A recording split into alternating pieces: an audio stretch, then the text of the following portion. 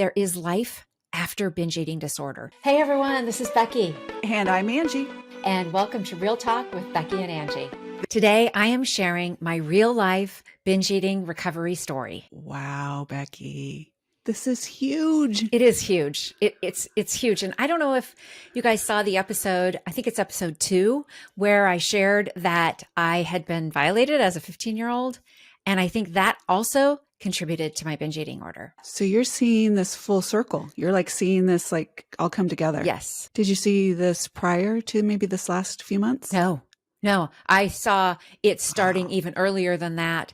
I think it really solidified after that event to use as a coping method. Wow. And you're just realizing that, though, is my thing, is you're just realizing, putting the pieces together. I mean, because we're going to talk about what this has been like for you, but you're just putting this together now, or did you kind of have an idea of what had happened in the past that it brought you to where you got into binge, or got into it? Like, I got into binge eating. I just chose it. It's really fun. Yes. Yeah. Yeah. No, my mom put me on a diet when I was 13 years old. She didn't want me to turn out like her, overweight. And so, I learned to restrict at I think I was actually 13. And, I remember being on a diet because I wanted to please her and make her happy. And I was like, I don't know, I was like 128 pounds. I mean, I was not overweight at all. Maybe needed to lose 10 pounds, but puberty was there. So. Oh, you just made me just want to freak out. No, you said at age 13, you probably weighed 128 pounds and you may have needed to lose about 10 pounds. Is that what you said? According to, the BMI numbers. Oh my God. Yeah. 13-year-olds. Yeah. I mean, think about that. 13 years old and you're thinking, I need to lose about 10 pounds. You're just barely a teen, developing. And you're going through this mindset back then. I wanted to point that out, because what are we doing to ourselves? Something's wrong with me. Yes. Yeah. Okay. Yeah. I'm sorry. That's okay. No, something was wrong with me. And so, I went on a diet, and it was a strict diet. It was the diet center. I don't know. I mean, you literally ate chicken breasts. Like literally a place that you went for like a diet program? Angie, I went and weighed in every morning before junior high, Monday through Friday, every morning. That was my life. Oh my God. So you can imagine I'm down in my weight, and I come skipping into junior high, and I'm up in my weight and I'm in tears. It's either up or down. And that was really my first relationship with the scale, with restricting and being on a diet. And then, you can only restrict for so long. And now I'm learning the big picture of it. You can only restrict for so long. And then I remember my first binge. I was standing in our pantry. I was just looking at the food, like, oh my gosh, Ritz crackers. Like, oh, what if I just have one? What if I just have one? No one's going to know. Literally, no one's going to know. So at the time you weren't even supposed to have one Ritz cracker. Was not on the diet. Not approved. No, it was. What was it doing in the house? It was for my dad and my brother, probably, and my sister. Yeah. And I stood there and I thought, well, what if I just eat one? And then I ate one. And before I knew it, the whole sleeve of Ritz crackers was gone. And I remember feeling so shameful and so guilty and wanting to hide the evidence.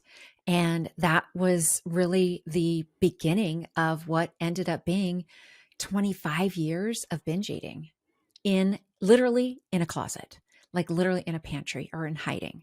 And nobody knew. No one in my life knew. I didn't know. And we spent a lot of time together, and you stayed at my house a lot, and you were binge eating during that time? Yeah, I would have done it in my car. And hiding. Wow. And I would hide the wrappers. Okay. So my mind is blown. This is something I did where I'm going back to being 13 and you're going to a diet center every day. I'm sorry. I'm sorry. That's cruel. That just sounds cruel to me.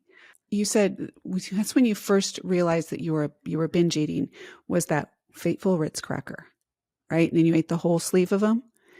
Did you label it? How did you know that was binge eating? Or did you know then and you discovered it later? At that time, if I labeled it, it was no willpower. It was lazy. It was not being on plan. It was bad. Really, actually, what it was is it was bad. And so if I ate the food on the diet, I was good. If I ate food off the diet, I was bad. And at any given moment, I was either bad or I was good. Oh, that is so sad. That is so sad. I mean, I'm real sad. There's so much there. Okay, so you were either good or bad. And depending on what you ate or what the scale said, how the heck did you survive that? I mean, how did you, because my experience of you was not of depression or having these things that I would think I would exhibit if I was feeling good, bad, or, the scale told me one thing, how did you get through I think that? I hid a lot of it. I learned to hide how I was feeling and I just stuffed it down. Exactly. I just stuffed it down. Mm-hmm. And then what was weird is that I would lose weight and then I would get all this attention. And that attention felt uncomfortable for me because I was like, why didn't you notice me before? Oh, Oh you had that yeah. awareness. You knew that? You had that feeling of like, oh, you only notice me when I'm thin or whatever, but not Yes. any other time. Yes. So you resented that. Yeah. Oh, okay. Okay. So you didn't label it as binge eating. You labeled it as good or bad. How long did this diet center of hell go on? Months.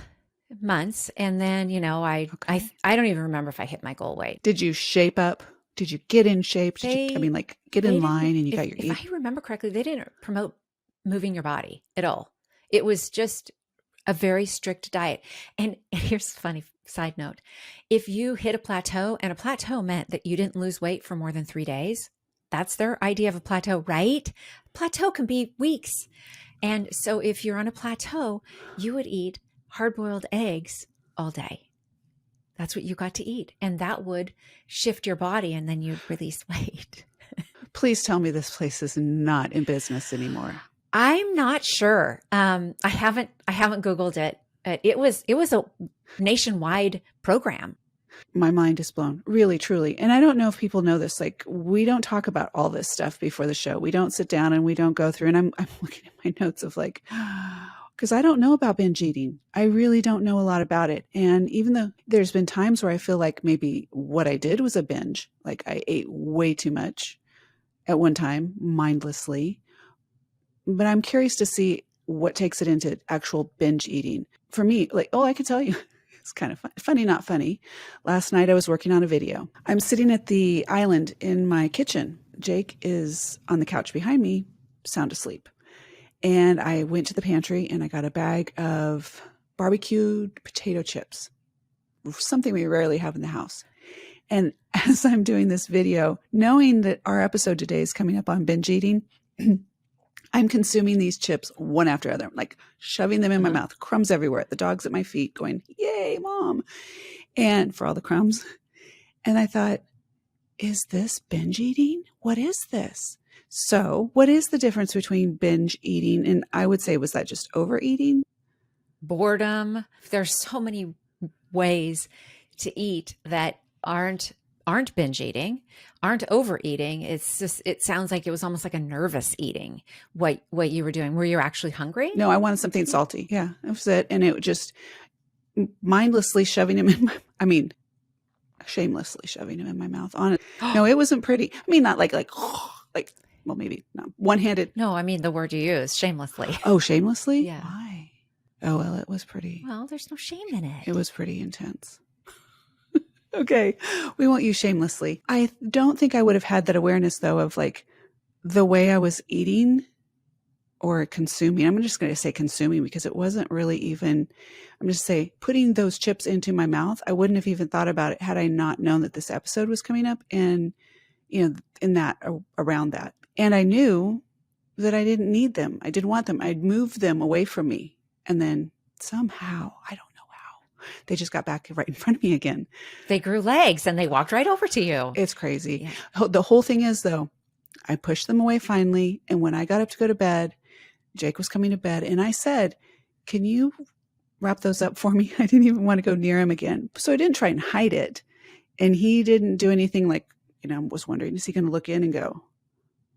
And then, but he didn't. So thankful. Okay. So that's more nervous eating or just anxiety or just whatever. But now what is binge eating then? What's the difference? Because let's use, if I thought I was overeating, that's not what is binge eating? So the true definition of binge eating is taking in large amounts of food in a short period of time. And I call it almost like going comatose. Like you get so into it that you are completely unaware of anything that's going on around you. It is literally like you're possessed. And you're taking in, for me, I always went from sweet to salty, and back and forth.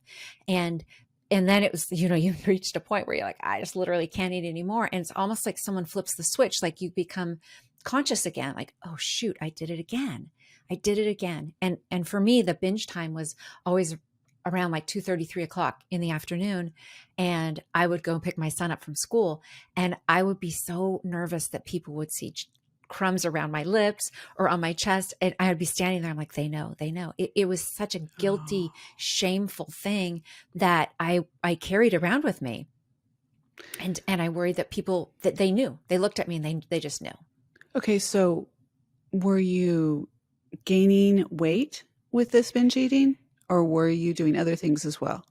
I'm going to answer that with two answers. One, I was surprisingly able to manage my weight at a semi-normal weight while binge eating. And the interesting thing is that people assume overweight people binge, and that is not true.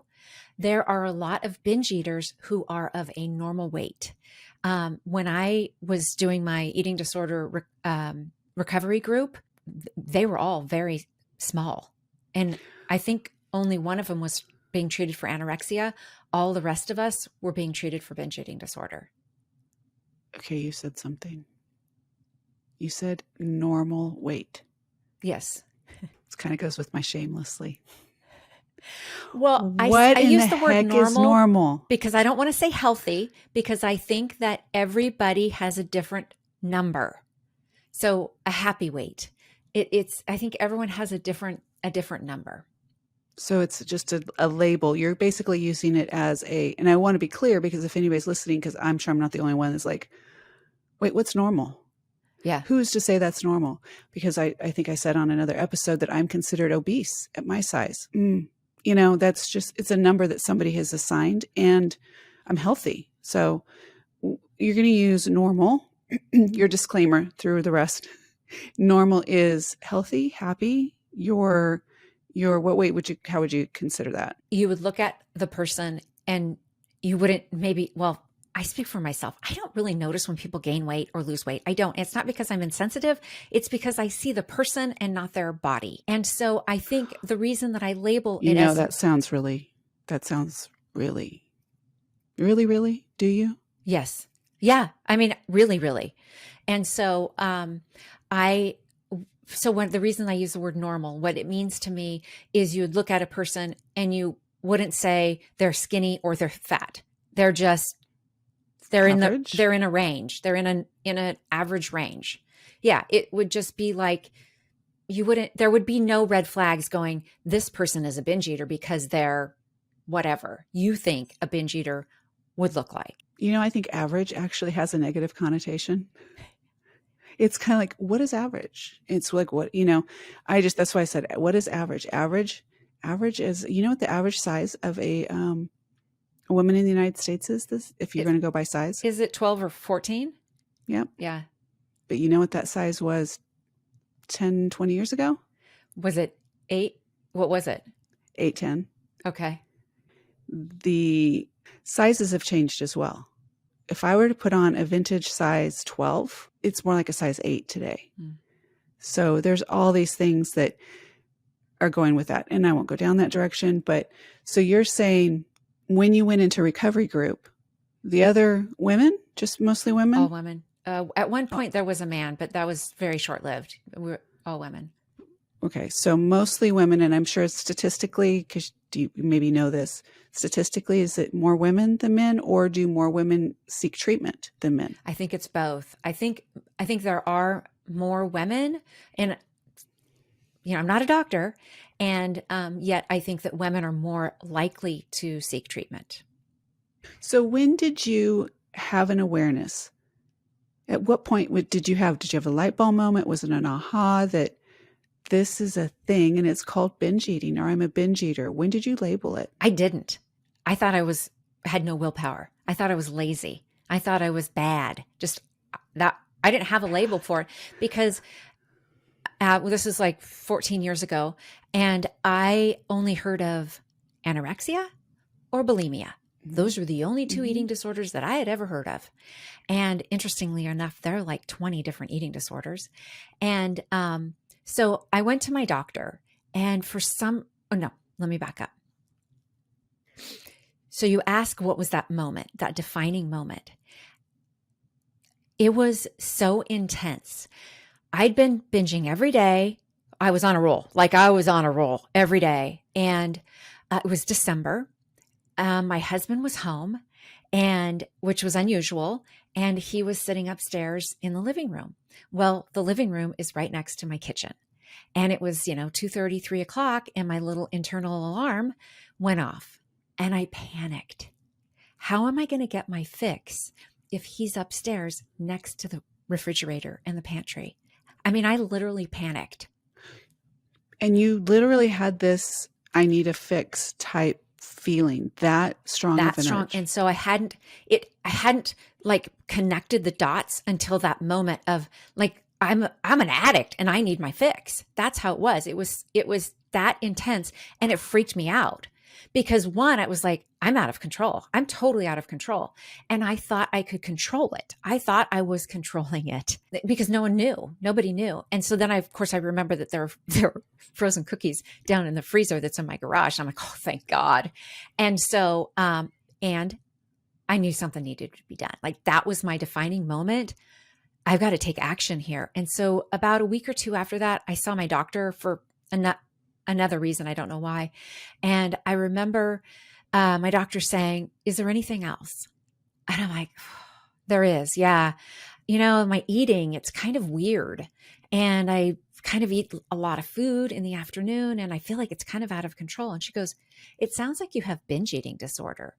And I'm like, oh, come on. That's not a thing. Like, come on. That's just another word for lazy people. Like, that's seriously what I thought.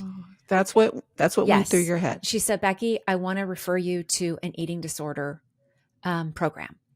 So it was the next month, which was January. And it was about a 45-minute drive each way. And it was on like Tuesday nights or something. I don't remember. And I remember I left my house that night. And this is what I said to my husband. I said, well, I'm going to the fatty group tonight because in my mind, all the other binge eaters are fat. And so that's why when I say I got there and they were all of normal weight, I was like, it totally stood out to me. Because then when I started becoming more public with it and talking to people and they tell me their experience of binge eating, I'm getting chills all over. I'm too. I'm literally, I'm judging. I'm totally judging. I'm looking at them like, you're of normal weight and you binge eat? Like, it's such this because we think that someone's overweight, they must be a binge eater. No, they probably overeat. Maybe they are a binge eater. Most likely they overeat. There's a difference. And everyone in their life has overeaten at least one time. Yes. At least we know what that feels like. Everyone should be able to relate to what that feels like. Yeah. So I went faithfully every Tuesday night for 7 months. And, for anyone listening here who can relate to having binge eating disorder or can relate to how that felt and didn't know that there was an actual label for it, I highly encourage you to seek help. Talk to your doctor, go to a clinic, do whatever it takes. And here's the real big kicker. It's pretty amazing that my doctor knew what binge eating disorder was and was able to refer me, because we think that doctors know everything. We think they have our backs, and they don't always. They're human. And so if you go to your doctor and that doctor doesn't give you what you want, find another doctor so that you can get treatment, because there is life after binge eating disorder. After recovery, it's like And it really, I'm always in recovery. I'm always recovering from it. I was going to say, do you ever feel like have those moments where you find yourself in the pantry with Ritz Yeah, crackers in your hand? there'll be times like I say this. I had a pain in my shoulder. I'm like, God, my shoulder hurts. What should I eat? I'm like, oh, that's not going to help me. Like seriously, like it still is that Really? coping mechanism. It's still that knee jerk. What am I going to eat to help me with this? And now I have the tools to go. Oh, well, the food isn't going to help me. I get to do something else. I get to go for a walk. I get to hum. Humming is actually calms your nervous system. And if you're feeling the need to overeat or binge, humming really helps. Yeah. I've heard that. I've heard the humming thing. Well, that's why a lot of people practice Oh, yoga doing the hum because it stimulates that whatever that is in the nervous system. And I would love for someone who practices yoga and hums or does that. There's a name for it, but it does. There's something about that. So we'd love to hear. Please put in the comments because I want to know. I would love to hear it. Okay, so yeah. humming. Yeah. And also make sure that you comment on this because we'd like to hear what you have to say. And please subscribe and Yes, share with your please. friends. Doesn't she do that so good? Come on, guys. Give her props on that. Beckie, thank you so much for stepping into vulnerability, having the confidence. You see how I'm playing on all of the things that we've been covering. It wasn't planned, but that it's true. These are all parts of our lives that lead to where we are today. But truly, thank you for sharing this. There's so much I didn't know, and I'm sure there's so much that I still get to learn on this. And again, what's that one thing that you want to tell people that are listening today about overeating, binge eating, whatever that is for them? And then we'll be done for the week. The one message that I have that if you've watched this and you suspect that you are a binge eater and you want to get help, please do so. Know that you are worthy and there is nothing wrong with you. You're not bad. You're not a bad person. You don't lack willpower. You're not weak, and you are worthy of living a binge-free life. So please, please promise me, pinky swear right now, pinky swear that you will take care of yourself and get the help that you need because it's out there and you are worthy of it. So worthy. All right. Thank you all. Love you so much. See you next week. Bye-bye.